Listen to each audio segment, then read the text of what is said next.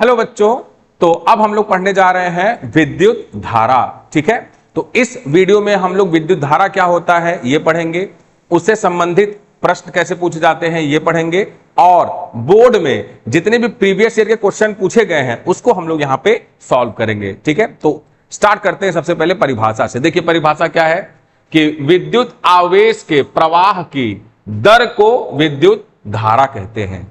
इसका मतलब क्या है कि जहां कहीं भी विद्युत आवेश प्रवाहित हो रहा होता है, यदि उसी का हम लोग दर निकाल दें तो उसी को हम लोग क्या कहते हैं बच्चों, विद्युत धारा कहते हैं। ठीक है, चलिए इसको हम लोग अच्छे से समझते हैं इस सुचालक की मदद से। अब ये देखिए, ये एक सुचालक है, इसमें मान लेते हैं कि कोई Q नाम का आवेश आपका प्रवाहित हो रहा है। ठीक है, Q आवेश आपका प्रवाहित हो रहा है। ठीक है बच्चा लोग, और T समय के लिए प्रवाहित हो रहा है। कितने समय के लिए प्रवाहित हो रहा है? T समय के लिए प्रवाहित हो रहा है। ठीक है, तो परिभाषा क्या कर रहा है विद्युत धारा का कि आवेश प्रवाह की दर को विद्युत धारा कहते हैं। तो आवेश प्रवाह क्या है? Q। ठीक है, और इसी का दर निकालने का मतलब होता है कि यदि समय से भाग दे दे हम लोग तो यही क्या हो गया बच्चों, यही हम लोग का क्या हो गया, विद्युत धारा हो गया। ठीक है, तो I is equal to Q/T जो विद्युत धारा की क्या होती है, फार्मूला होती है। ठीक है, चलिए तो I is equal to Q/T। अब देखो बच्चों, अब मैं तुमसे ये पूछूं कि ये जो विद्युत आवेश जो प्रवाहित हो रहा है, ठीक है, ये कहां से प्रवाहित हो रहा है? तो हम लोग बोलेंगे कि देखो बच्चों कि ये आप लोग देख रहे हैं क्रॉस सेक्शनल एरिया, इसको हम लोग बोलते हैं अनुप्रस्थ काट का क्षेत्रफल। तो पूरे सुचालक में जितना आवेश प्रवाहित हो रहा है उसको कंसीडर हम लोग नहीं करेंगे, उसको हम लोग नहीं मानेंगे। हम लोग ये मानेंगे कि अनुप्रस्थ काट के क्षेत्रफल, जैसे यहां देखो अनुप्रस्थ काट का क्षेत्रफल है और यहां अनुप्रस्थ काट का क्षेत्रफल है, तो अनुप्रस्थ काट के क्षेत्रफल में जो विद्युत आवेश प्रवाहित होता है उसी का दर निकाल दे हम लोग, तो वही क्या होता है बच्चों, विद्युत धारा होता है। और इसका परिभाषा देखिए ये लिखा हुआ है और इसका फार्मूला यहाँ पे I इक्वल टू Q/T हम लोगों ने लिखा हुआ है। अब इसमें बड़े मजे की बात देखिए, जैसे मान लीजिए हम लोग ये कहते हैं कि Q की वैल्यू आप लोग की 60 कूलम है। ठीक है, और समय जो दिया हुआ है बच्चों हम लोग को दिया हुआ है 10 सेकेंड। ठीक है, तो Q का वैल्यू है 60 सेकेंड और समय आपका दिया हुआ है 10 सेकेंड। ठीक है, तो I का वैल्यू क्या होगा, तो Q का वैल्यू आप लोग रखिए, यहाँ पे Q का वैल्यू आप लोग रखेंगे तो कितना रखेंगे, 60 कूलम। ठीक है, अपॉन समय कितना है, 10 सेकेंड। ठीक है, तो ये कितना हो गया बच्चों, 6 कूलम प्रति सेकेंड हो गया। कहने का मतलब कि देखो कूलम प्रति सेकेंड कहने का मतलब क्या हो कि एक सेकेंड में, ठीक है, एक सेकेंड में 6 कूलम आवेश इसके अनुप्रस्थ काट के क्षेत्रफल से प्रवाहित हो रही है। तो हम लोग बोलेंगे कि 6 एम्पियर की धारा प्रवाहित हो रही है। देखो जो विद्युत धारा का SI मात्रक होता है बच्चों वो क्या होता है, एम्पियर होता है। इसीलिए मैंने यहां पे देखिए कूलम प्रति सेकंड के जगह पे क्या लिखा हुआ है, एम्पियर लिखा हुआ है। तो यहां से एक चीज हम लोग ये भी देख सकते हैं कि 1 एम्पियर का मतलब क्या होता है, 1 एम्पियर का मतलब होता है 1 कूलम प्रति सेकेंड। तो ये बहुत ही इंपॉर्टेंट आपका फॉर्मूला भी है। ठीक है, और इससे आप लोग इसको याद कर लें, और यहां से हम लोग ये समझते हैं कि 1 सेकेंड में जितना आवेश इस सुचालक के अनुप्रस्थ काट के क्षेत्रफल से बह रहा है उसी को हम लोग क्या बोलेंगे, विद्युत धारा बोलेंगे। चलिए देखिए, जैसे इसका जो NCERT का जो परिभाषा है ये देखिए मैंने लिखा हुआ है। तो ये देखिए आपके पास एक सुचालक है, ठीक है, और इसमें देखिए ये आवेश प्रवाहित हो रहे हैं। देखिए जगह जगह पे ये अनुप्रस्थ काट का क्षेत्रफल ये दिया हुआ है। तो ये देखिए मतलब कि देखिए एकांक समय में, कितने समय में, एकांक समय में किसी चालक के अनुप्रस्थ काट के क्षेत्रफल से प्रवाहित आवेश के परिमाण को विद्युत धारा कहते हैं। क्या कहते हैं बच्चों, हम लोग विद्युत धारा कहते हैं। चलिए तो ये बात हम लोग को समझ में आया कि मतलब कि 1 सेकेंड या फिर एकांक समय बोल दो, एकांक समय में इसके अनुप्रस्थ काट के क्षेत्रफल से जितना आवेश, मतलब जितना कूलम आवेश इसके यहां से प्रवाहित हो रहा है अनुप्रस्थ काट के क्षेत्रफल से, उसी को हम लोग क्या कहेंगे बच्चों, विद्युत धारा कहेंगे। चलिए, और विद्युत धारा का मात्रक क्या होता है, एम्पियर होता है, और 1 एम्पियर की वैल्यू कितनी होती है, 1 कूलम प्रति सेकेंड होती है। ये मैंने आप लोग को बता दिया। चलिए अब नेक्स्ट देखिए आजकल बच्चों थोड़ा सा सिलेबस रिवाइज हुआ है और NCERT के हिसाब से हुआ है। तो आजकल जो पूछता है एक क्वेश्चन कि बच्चों 1 एम्पियर को परिभाषित कीजिए। ठीक है, 1 एम्पियर को क्या कीजिए, परिभाषित कीजिए। तो हम लोग को कुछ नहीं करना है, हम लोग को बस फार्मूला याद करना है कि I का फार्मूला क्या होता है। यहां से लिख लीजिए बच्चों, कि I का फॉर्मूला क्या होता है बच्चों, I का जो फॉर्मूला होता है वो होता है Q बाई टी। कितना होता है, Q बाई टी। तो हम लोग यहां पे लिखेंगे व्हेन, मतलब जब Q की वैल्यू 1 कूलम और T की वैल्यू 1 सेकेंड।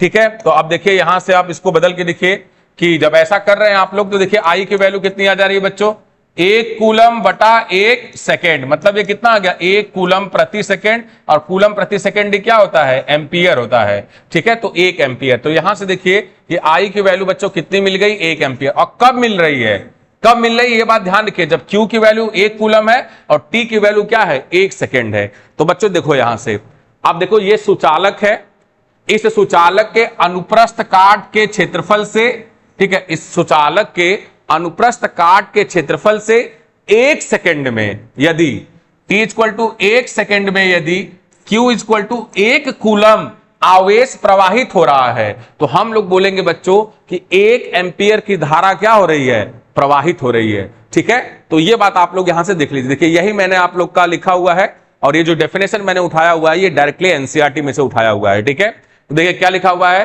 कि यदि किसी चालक के अनुप्रस्थ काट के क्षेत्रफल से 1 सेकेंड में 1 कूलम आवेश प्रवाहित होता है तो उस चालक में 1 एम्पियर धारा बच्चों प्रवाहित होती है।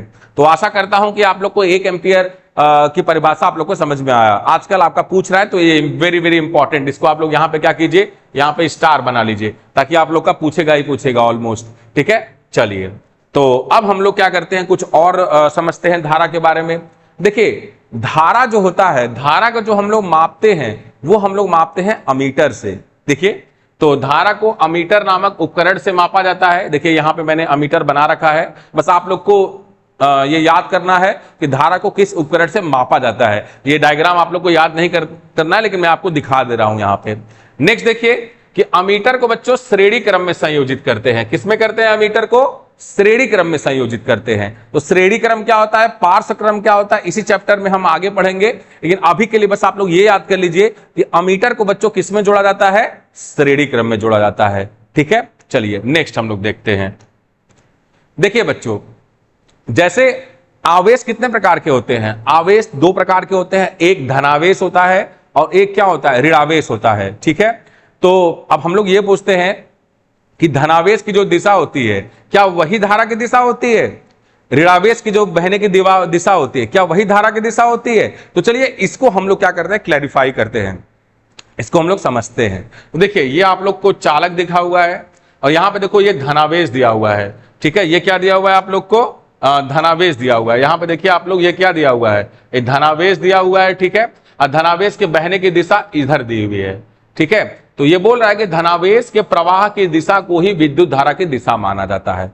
मतलब कि जो भी आपके धनात्मक जो आवेश होंगे उनकी जो दिशा होगी वही आपकी क्या होगी, धारा की दिशा होगी। तो देखिए यहाँ पे आवेश की दिशा, ये धनावेश की दिशा इधर है तो धारा की दिशा भी किधर होगी, तो धारा की दिशा भी बच्चों इधर ही होगी। ठीक है, और ऋणावेश का जो होता है बच्चों इसके विपरीत होता है। मतलब कि जो ऋणावेश के प्रवाह की दिशा होती है, जो धारा की दिशा होती है उसके विपरीत होती है। जैसे यहाँ पे देखिए कि ये मैंने लिख दिया है ऑलरेडी, यहां पे देखिए ऋणावेश है और ऋणावेश इधर प्रवाहित हो रहा है तो इसके विपरीत किधर होगा दिशा, तो इसके विपरीत इधर होगा। मतलब जो धारा बह रही होगी बच्चों इस दिशा में बह रही होगी। ठीक है, तो इस तरीके से हम लोगों ने कुछ इंपॉर्टेंट पॉइंट धारा का देखा।